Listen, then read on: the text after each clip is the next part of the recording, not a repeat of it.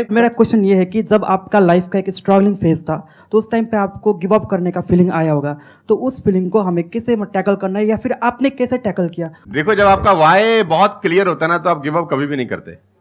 कोई भी चीज क्यों करना है, ये सबसे इंपॉर्टेंट रोल प्ले करता है। There is a book by Simon Sinek called learn your why, कि आप कोई भी काम क्यों कर रहे हैं, है ना। तो अगर आप उस किताब को पढ़ेंगे ना, तो आपको बहुत सारी चीजें सीखने को मिलेंगी।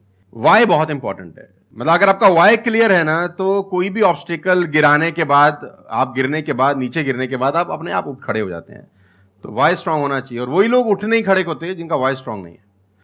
मैं एग्जांपल देके समझाता हूं आपको। अब फॉर एन एग्जांपल मैं आपको वुडन स्ट्रोक दूं, 2 फुट जिसका विड्थ हो और 30 फीट जिसका लेंथ हो, और आपको बोलूं मैं यहां से वहां आपको ट्रेवल करना है उसके ऊपर चल के, और मैं आपको 10,000 रुपए दूंगा, तो आप चल लेंगे बहुत आराम से।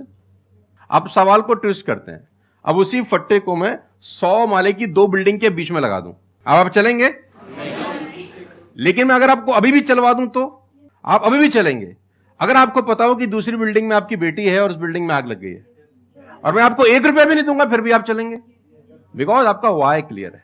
जब जब आपका वाई क्लियर होता है ना, तो कोई भी ऑब्स्टिकल, कोई भी गिरावट आपको कभी रोक नहीं सकती। लेकिन जब वाई क्लियर नहीं होता, तो छोटी सी छोटी ऑब्स्टिकल भी आपको वापस ले जाती है जहां से आपने जर्नी स्टार्ट किया होता है। वाई इंपॉर्टेंट है।